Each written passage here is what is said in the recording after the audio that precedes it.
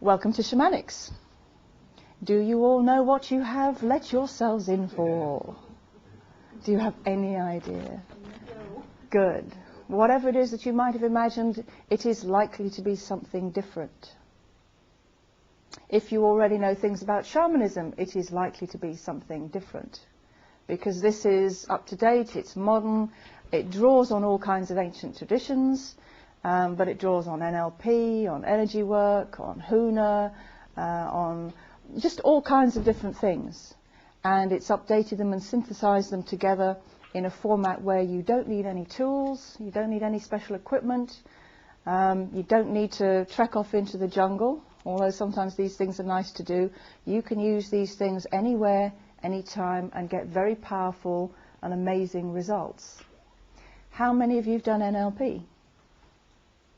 Great, wonderful. It's not necessary for this, but you will find that those things will add in. Have you done other things like DHE, NHR, any of the other stuff that goes? Yeah. Good, wonderful, will also add in. Any of you Reiki practitioners or masters or otherwise? Yeah, good.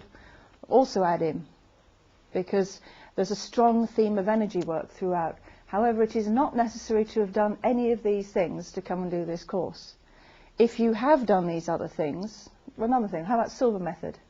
Silver Method? Yeah, Silver Ultramind ESP system. Okay, again, you'll find that that feeds in. There'll be bits and pieces where you go, oh, I recognize that. I know where that's coming from. That's because all the different things in the different systems, they have certain underlying things in common that work. And so, naturally, we're going to be making use of all those things that work, and you'll see some of those popping up again here. This is about finding those underlying themes. When you've got the underlying master keys to how to work with energy, to how to communicate, to how to manifest the things that you want, then you can use that in any way. And you can use any of the tools that you like, and you can make up your own. You can make up your own techniques, your own methods, because you've got those underlying master keys. Now, I'm telling you this because when we come to do all kinds of different exercises, it really doesn't matter to me at all whether you get that particular exercise right or you get those particular steps down. The most important thing about this is for you to just totally play.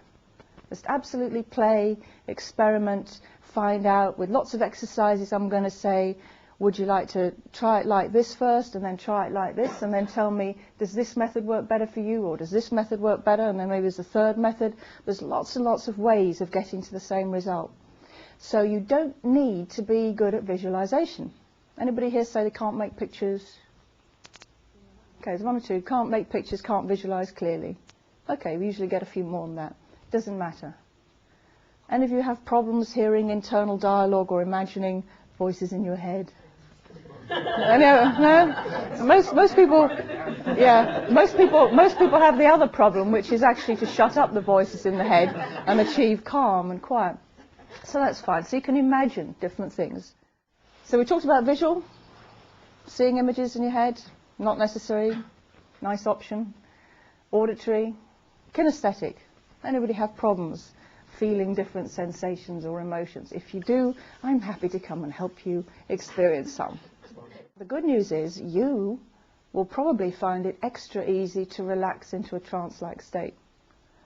So when it comes to the part when I say, okay, do you meditate, do you relax, do you go to level if you're silver trained, do you know how to get yourself into a trance state, self-hypnosis, you certainly will feel absolutely fine at that point because you'll be able to relax right away. Whereas one or two other people might be saying, am I there yet? Am I there yet? Am I relaxed yet? Does anybody do that? No, wonderful. You do that. You go, am I relaxed yet? Am I in trance yet? And of course, while you do that, what's happening? You're not there, are you? You're commenting on it.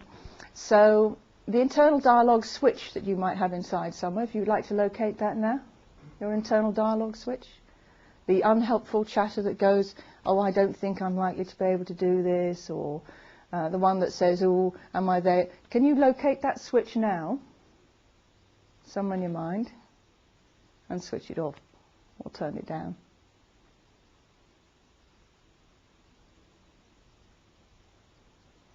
Have you been able to do that? Now, you just need to know where that is.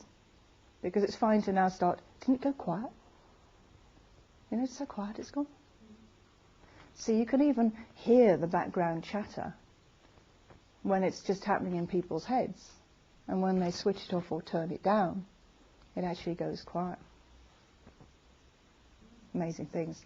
We're going to be noticing many more of those interesting and amazing things beyond the ordinary sensory information that we all see, hear, feel. We're going to start seeing, hearing and feeling things that are beyond that. Maintain an attitude of being open-minded, playful, explore these things throughout.